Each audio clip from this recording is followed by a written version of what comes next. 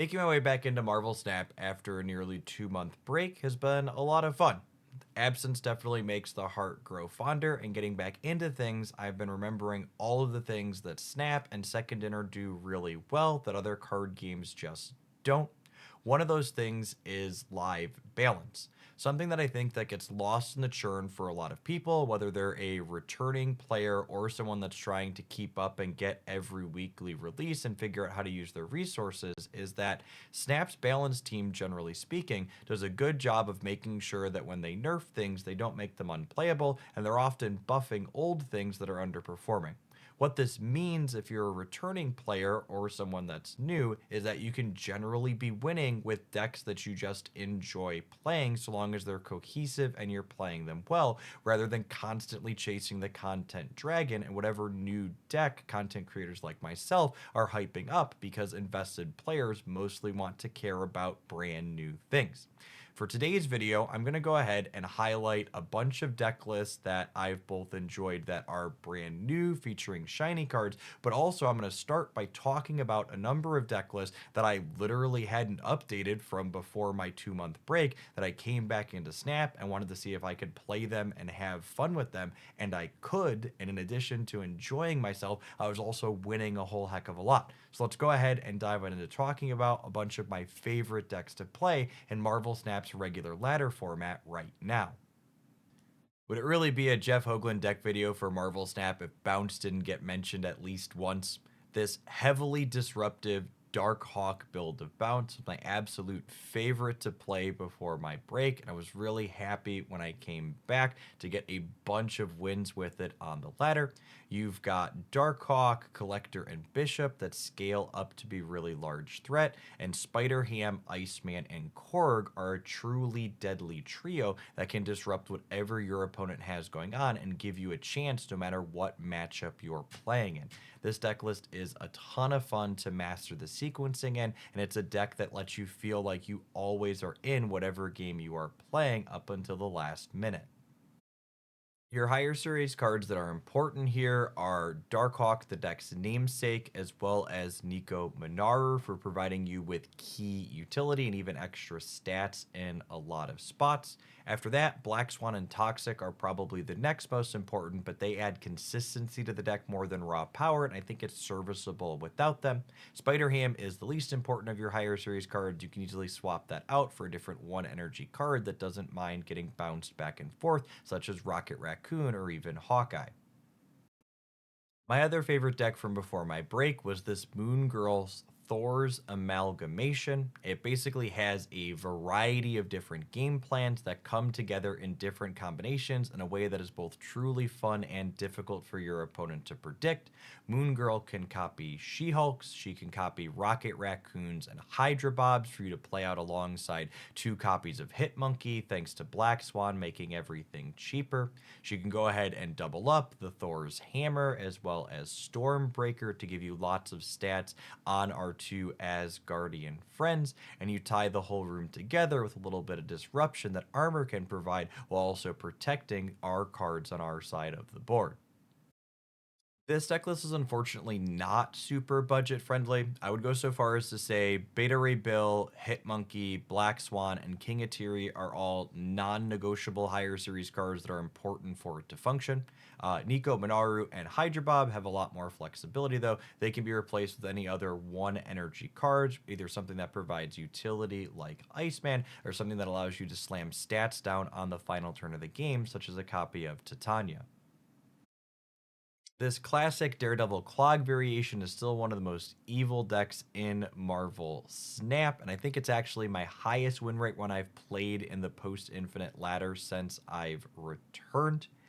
That being said, it also hasn't won me all that many cubes because it's usually pretty deterministic going into turn 6 that your opponent should leave when their board is completely locked up with goblins and acid arrows and debris rocks. I think this archetype's actually pretty budget friendly overall. It only has 3 higher series cards, and Kate Bishop, I think, is the only non negotiable one among those because Acid Arrow and the other stats she provides with utility are so unique. Cannonball can be swapped out for something like Shang-Chi, and Gore the God Butcher is just a generically big card that could be something like Magneto, Red Hulk, or even base regular Hulk if you're just starting out. On the opposite side of the spectrum, this Pixie Bast deck has had one of the stronger cube rates of the decks I've played since returning. Between Pixie making Iron Man and Gore cost 1 energy, and Bast giving them an impressive amount of stats, it's often very difficult for your opponent to predict exactly how many stats we're adding to the board and where on the final turns of the game. This deck list absolutely loved the buff they gave to Adam Warlock while I was gone. He often facilitates drawing the entirety of our deck, especially when paired in tandem with Magic to draw even more cards. As far as higher series cards go, I would say Pixie, Gore, and Agent Venom are the 3 most important for this shell in terms of power level. Sage can be replaced by another 3 energy card that adds stats to the board that plays well with our power increasers, such as Wolfsbane or Ironheart, and Spider-Ham can be another cheap card, such as Iceman, that doesn't mind getting basted and still gives you enough cheap things for Pixie to shuffle onto our 2 bombs.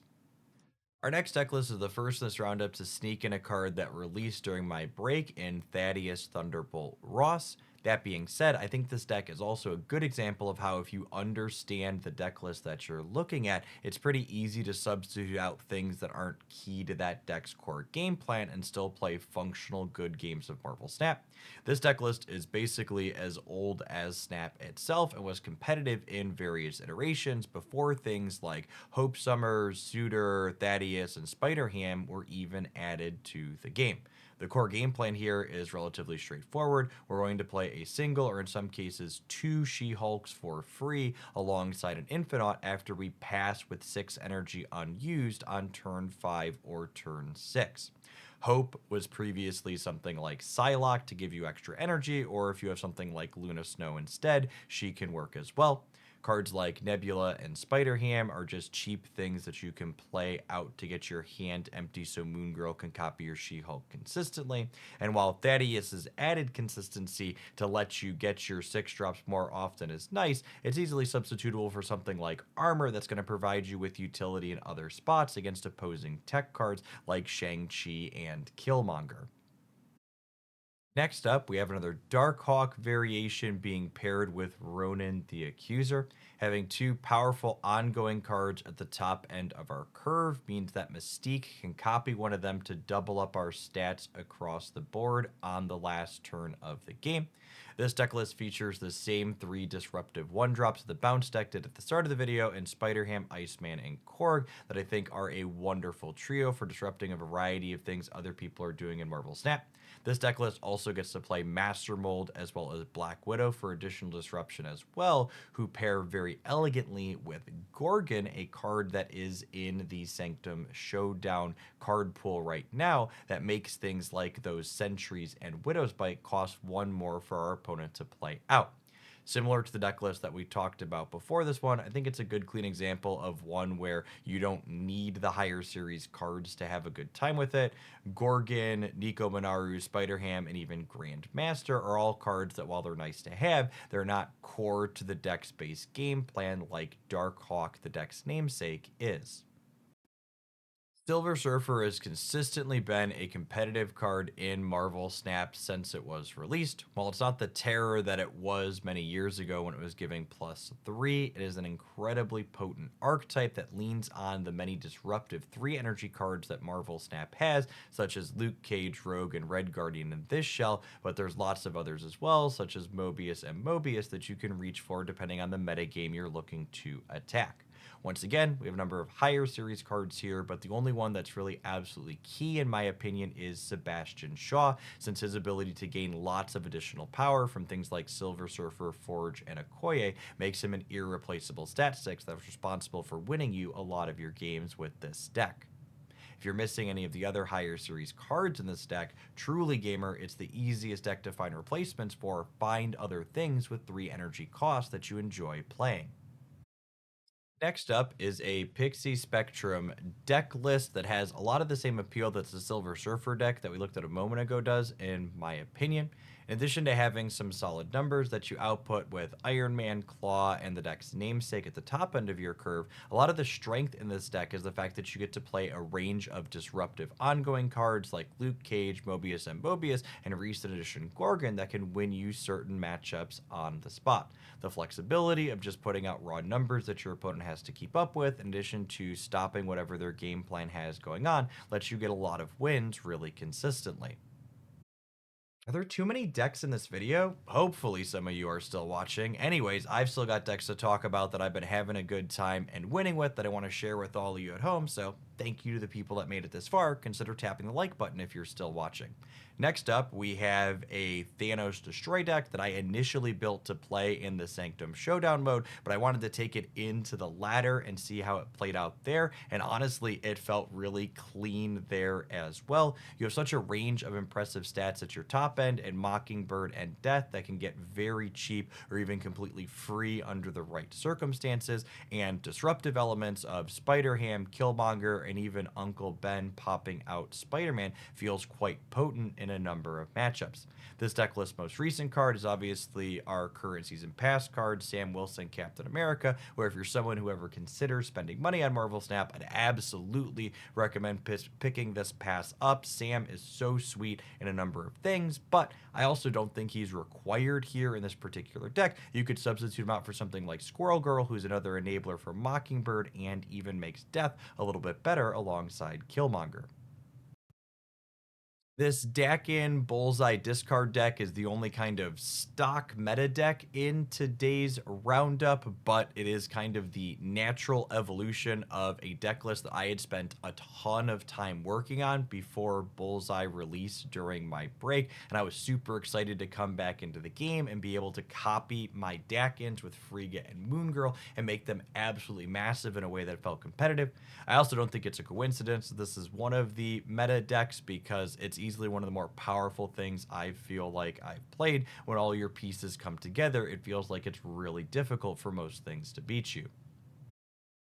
I saved this next deck for second to last because it contains an absolute glut of mechanically unique higher series cards that you absolutely should not spend your resources on, like Penny Parker, Namora, Scarlet Spider, and Agony if they're missing from your collection.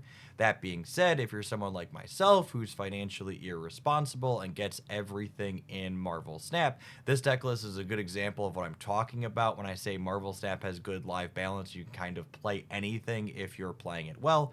I loaded this deck list up as something that was in my untapped stats from nearly 3 months ago, and I was expecting to just get absolutely crushed while playing it because it's playing a bunch of cards that have really bad metrics on the public tracker. We just kept winning with it, and it was a ton of fun, and it was weird and unique, and I really enjoyed myself, and I think it just does a good job of highlighting all the wacky things that are out there likely lurking undiscovered because people just keep copying and pasting whatever decks they're told are the best in video roundups like this one. Last but certainly not least, Victoria Hand alongside Moonstone is easily the most Jeff grouping of cards to have released during my absence. I've absolutely loved playing this particular configuration. It was responsible for a good chunk of my climb back to Infinite and a number of cubes added to my snap points here after. It just has a really wide output range that can make your opponent difficult to understand exactly what's going on between Iron Patriot, Anti-Venom, and Frigga doubling up the value from these. We add in a small dash of tech cards thanks to Shadow King and Luke Cage being interactive, and we even have Nico, Minaru, and Hood at the bottom end, which are some of my absolutely favorite cards in the game since they were added. One of the other reasons I did save this deck for last, though, is because it does require a lot of specific higher series cards. I would go so far as to say that Iron Patriot and Speed are the only ones that are super replaceable. Speed can be another ongoing stat stick, such as the Punisher that Moonstone can help you double up, and Iron Patriot can be replaced by the plethora of other 2 energy cards that generate something in your hand, such as Mirage.